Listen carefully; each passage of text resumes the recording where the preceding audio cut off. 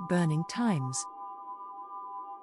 A term used by witches and pagans to refer to the period in Western history of intense witch hunting and executions, generally the mid-15th to mid-18th centuries. Burning, one of the most extreme forms of execution, was urged by St. Augustine, 354 to 430, who said that pagans, Jews, and heretics would burn forever in the eternal fire with the devil unless saved by the Catholic Church.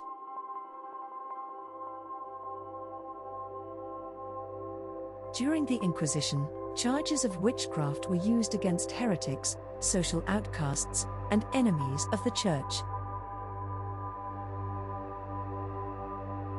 Such individuals were declared to have renounced God and formed a compact with the devil.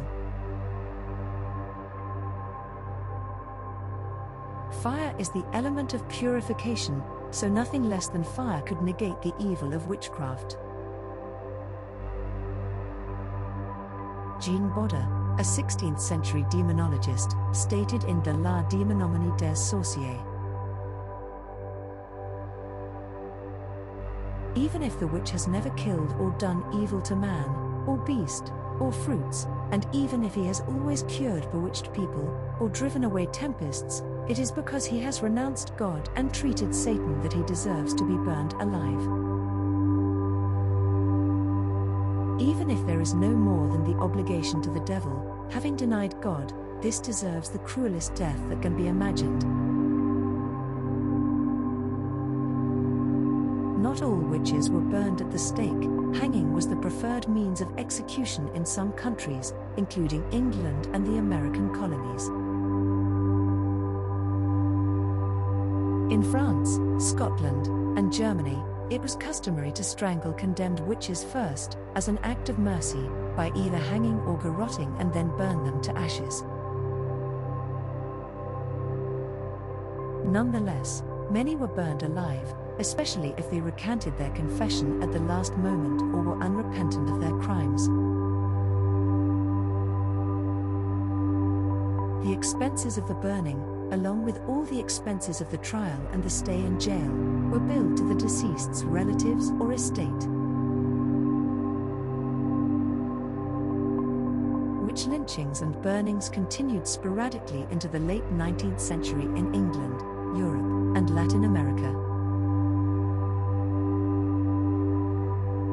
There are no reliable figures of the numbers of persons burned or otherwise executed for witchcraft. Estimates by historians range from 200,000 to 1 million.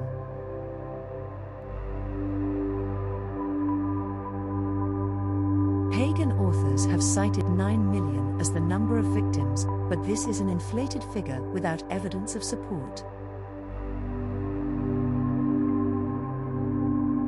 The burning of a witch was a great public occasion. The execution took place shortly after the sentencing, just long enough to hire an executioner, construct the execution site and gather the fuel.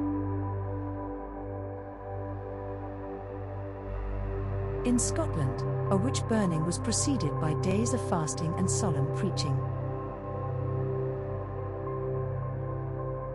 The witch was strangled first, and then her corpse, or sometimes her unconscious or semi-conscious body, was tied to a stake or dumped into a tar barrel and set afire. If the witch was not dead and managed to get out of the flames, onlookers shoved her back in.